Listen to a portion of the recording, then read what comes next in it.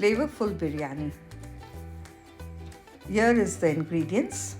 You can see we have basmati rice 500 grams, chicken also is 500 grams. We have potatoes and curd.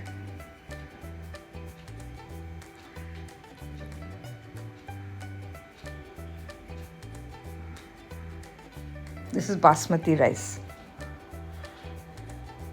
Potatoes, you can take medium sized potatoes. Number doesn't matter, depends on your choice. You need salt to taste. You need the whole garam masala and the bay leaves. About a tablespoon of garam masala. Curd about 2 tablespoons just to marinate the chicken. The red chili powder you need 1 teaspoon, coriander powder, cumin powder, all 1 teaspoon, half teaspoon of turmeric powder. Put them all together. Then you need biryani masala, you need ghee, and you need kevra water. Then you need also this color, food color, and ginger garlic paste. Then 3 medium-sized onions we have sliced together. This will be for making the onion, to fry the onions to garnish on top, and a little bit for the chicken. Now chicken is washed and cut into curry cuts, and now I'm marinating it with the ginger garlic paste 2 tablespoons. I'm going to add the mixed masala which as already said I've mentioned. Biryani masala 1 teaspoon, and then curd was already added, salt to taste, and we will use the kevra water, about 1 tablespoon of kevra water to the chicken, and marinate, mix everything together. And you need half a lemon juice without the seeds. You need to be careful you don't drop the seeds in, only the juice.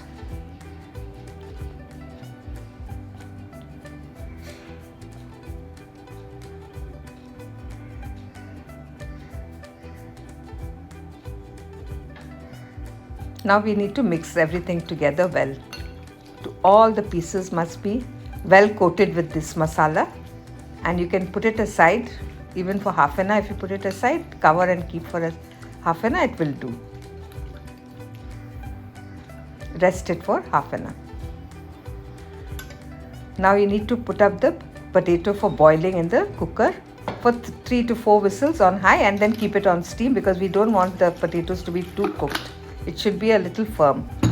Here I put 1 teaspoon of sugar and 1 teaspoon of salt and the color to give it a good color. Now water I put up for the rice in a big vessel. You need to add the whole garam masala here also, just 1 bay leaf and cardamom, 1 or 2 cinnamon seed. I put 1 star anise there, and cloves also you can put. And add a little bit of ghee, at least 1 tablespoon of ghee will do, and salt to taste. Everything I put up in the water. Salt you can add to your taste. Now while the water is getting boiled, I am putting up the chicken. I've added refined oil 4 tablespoons and 2 tablespoons of ghee together. Now I'll add the whole garam masala here also. Then the bay leaf and a few pieces of 1 or 2 cardamom, cloves, and this thing, cinnamon stick, and onions. Fry the onions when the oil is hot. Let the onions get golden brown. Then we can add the ginger and garlic paste, about 1 tablespoon. Not to add too much of masalas here because already the chicken is coated with all the masalas. Here, just to give it little extra flavor, we will add the masalas. Just even less than 1 tablespoon of ginger garlic will do, and we will add the dry powder masala, just half teaspoon each will do.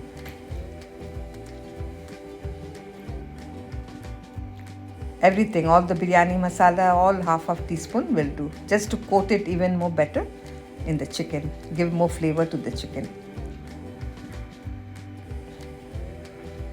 Once the masalas are all fried and come on oil, then you can add a little bit of salt to taste also, because already the chicken has salt in it when it was marinated. Put the chicken pieces into this fried masala.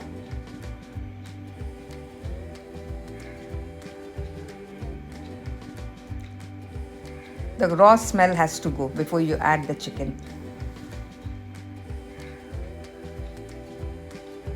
Now toss the chicken and let them combine all the ingredients, the masalas, nicely.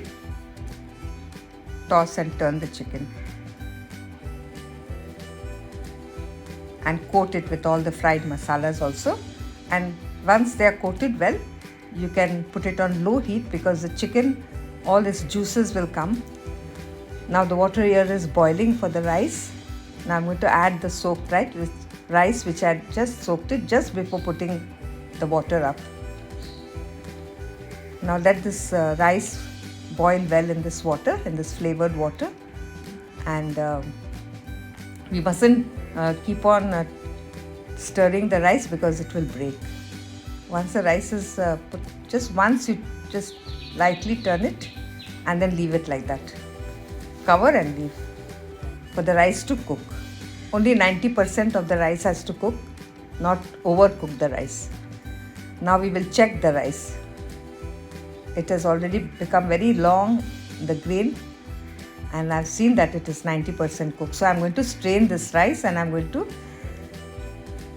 remove all the water from this rice. Now the chicken is almost cooked well, and all it's in its own juice, it has cooked well. If you need to add little water, you can add very little water. Now the chicken and the rice, everything is ready. Now I'm going to assemble the biryani. First I will put the bay leaves at the bottom. Then I'm going to add a teaspoon of ghee at the bottom. You need to use a nice vessel that is heavy bottom and heavy aluminium, so your food doesn't get burnt. Now I'm preparing the milk which I'm going to use. This bowl of milk which I've got here, I'm using salt here, food color, and I'm going to use kevra water in this, about 1 tablespoon. Everything will go together in the layers. First I'm layering at the first bottom with the plain white rice, which flavored rice. You can see it is very dry, the rice is, without any water in it. Now I'm adding the ghee there. After that I will add the biryani masala. Just sprinkle a little bit of biryani masala around it, and red chili powder. I'm adding the Kashmiri red chili powder and the onion which I kept aside which I had fried it into brown for garnishing. Now I'm adding a few pieces of chicken here. At every step you need to add all these, and potato also is done very well. You don't need to fry the potatoes, you just need to boil the potatoes in this color. Now add the rice.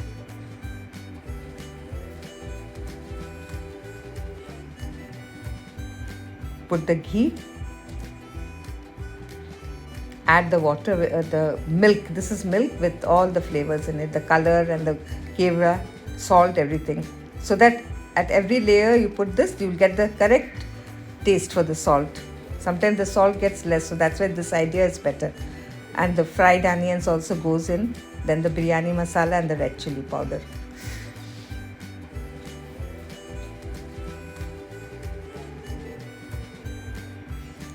With half kg rice and half kg chicken, at least 4 to 5 people can have this one time meal it is.